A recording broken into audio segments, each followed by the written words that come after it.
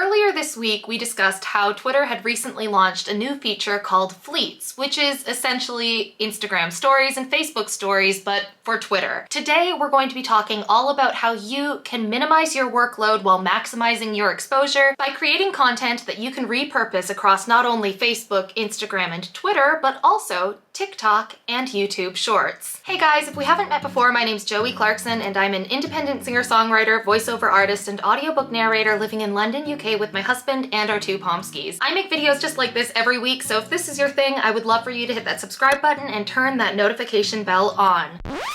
Quick side note, today there are just so many noises happening outside of my flat, but it's really important for me to get this content out as soon as possible because I think it will really help you, so please excuse all of the London sounds you might hear.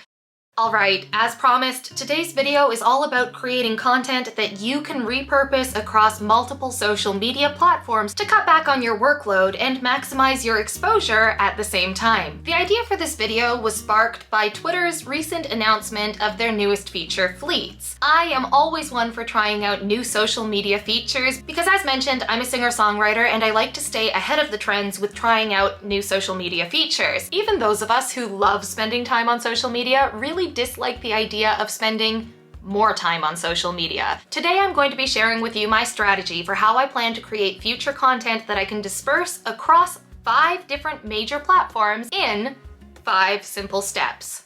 Are you ready? Let's go! Oh, that was lame. 1.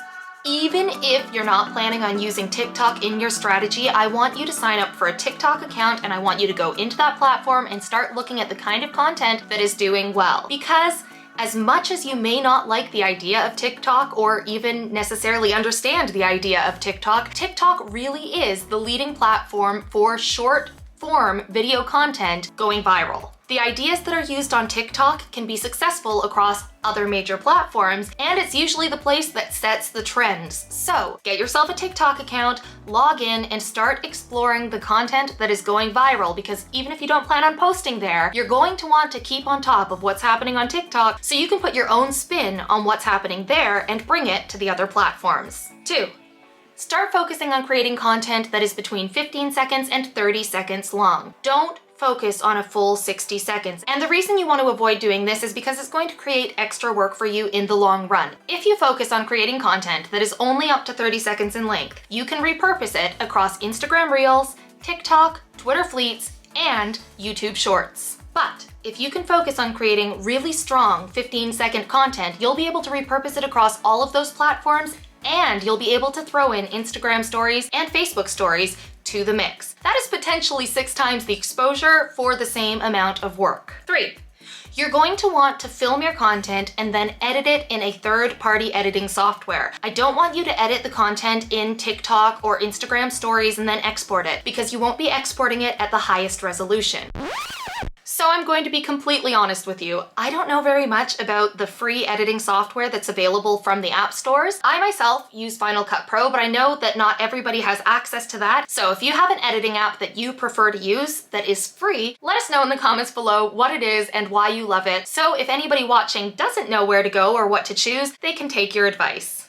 The reason we're going to be using a third-party app to edit your video is so that you can have the highest resolution possible when uploading to all of these different platforms. When editing these videos, you're going to want to be editing in 1080 by 1920, but you're also going to want to take into consideration that when Instagram shows people your reel in their feed before they enter the Reels section of Instagram, they only show a smaller version of your video. Therefore, it's really important for you to keep all of your text and the important parts of your video within a 4:5 ratio, which is 1080 by 1350. When you're editing your videos in your editing software, you're going to want to make sure you add all of the text at this stage. Now, the reason I'm telling you to do this is because certain platforms do allow you to add text in the editing software that they have, such as TikTok and Instagram, but other platforms like Twitter and YouTube Shorts currently don't. So if you can add your text at this step, it will save you adding the text multiple times in other platforms, and you'll still be able to use your video on YouTube Shorts and on Twitter and have it make sense. 4.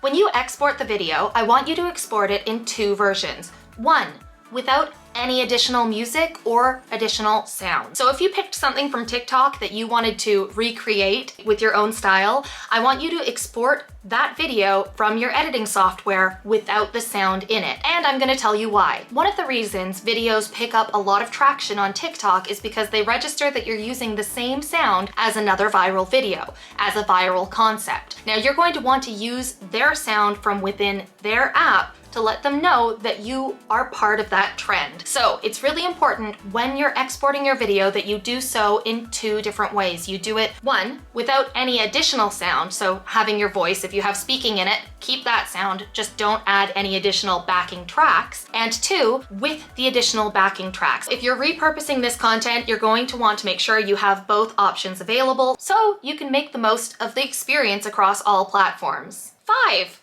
This is gonna be the fun and annoying part because this is actually probably the most time consuming, but it's still less time than you would be spending if you had to make content for each individual feature without repurposing it. Step 5 is all about uploading it to the different platforms and optimizing it for the best experience on those platforms. And that includes using a good description and hashtags to make sure that people can find your content. And that's it, folks. It might sound like a lot of work, but I promise you, it will be a lot less time consuming than making content individually for each of those different features across those different platforms. You'll also get much faster at doing this the more you work it into your social media strategy and workflow. Let me know in the comments below if you found this helpful. Let me know which platform is your current favorite to utilize. And on your way down to the comment section, if you could hit that subscribe button and turn that notification bell on, that would be wonderful. Thanks so much for watching, guys. I'm looking forward to getting to know you better, and I'll see you in the next video.